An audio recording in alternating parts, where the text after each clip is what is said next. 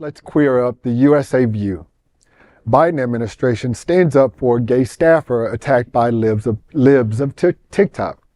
The White House is condemning recent online attacks against an openly gay Interior Department spokesman.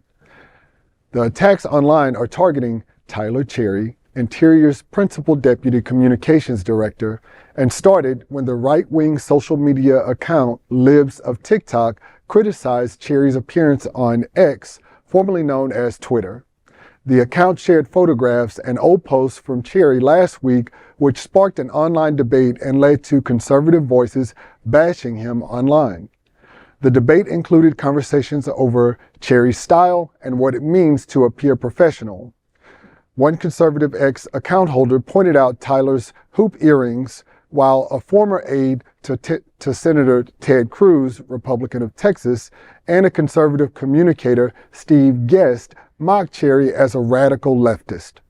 The Biden administration pushed back, taking Tyler's side and mentioning him as an invaluable member of the team. The White House statement called this attack cruel and unacceptable. Cherry is also an LGBTQ+ rights activist and is part of a queer DJ collective in Washington, D.C. He has worked as a spokesman for the Interior Department since the beginning of the Biden administration and was promoted to Principal Deputy Communications Director in June. Well, anyone can be bullied, right? It's unfortunate. I love the hoop earrings, though. I think he looked great. Yeah, he looked great in them. You know, I think that they know that, politicians are just used to it at this point. We're 15 years into the social media movement, and politicians know when to respond, when not to respond, how to activate their base. So you can't just go after Biden and call him names. You can't go after Dr. Jill Biden and try to get people to stop calling her doctor, whatever that was supposed to mean. So they're going after the aides. Remember the Georgia election workers 2 years ago, or got almost 4 years ago now, that were targeted and forced out of their home for a short time. That's who they're going after, because they have to look at beyond the traditional 5 o'clock news targets. And Steve, is it possible to bring back the picture of him again where he had his tweets next to him?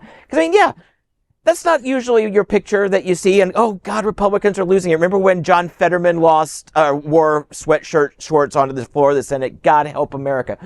But look at, he is taking very substantial stands. Police equals slave patrols, voter ID equals poll taxes. He's going on. This is not a frivolous account. He is a real spokesperson for common sense Americans, not just LGBTQ+. And honestly, that jacket is 100% on point. Yeah. Well, and when you can't go after the actual content, you go after the person. Right. Yeah. And there's where we are. That's really, in my opinion, the heart of this story.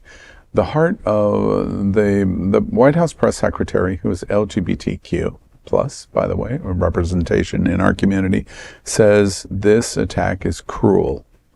How can anyone on either side say the attack is not cruel? The attack is cruel. We know it is.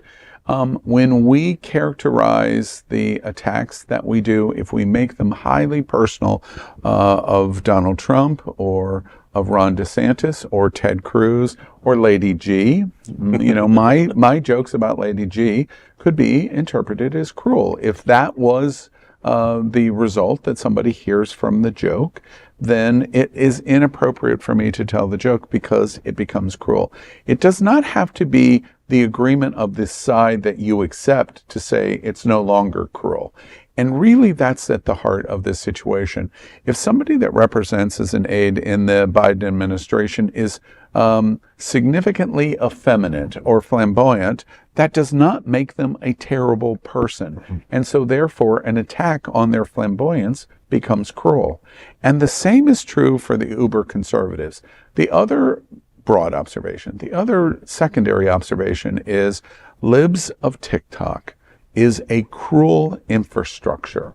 It is designed to dissect people for their own political gain. And unfortunately, we have become so numb to this strategy. You just say it like it's absolute fact. And unfortunately, it's absolute fact. And unless we can find a way to pull out of this nosedive that we have watched, you say 15 years, but certainly, can't we all agree, over the last 8, it has become, since a president that became president in 2016, it is the strategy du jour. Destroy your enemy, not debate, not converse, not come to collective opinion. I will win by destroying you. And as we pick that, somebody's always going to be in power, and the alternative that is not in power is always going to be destroyed. Always.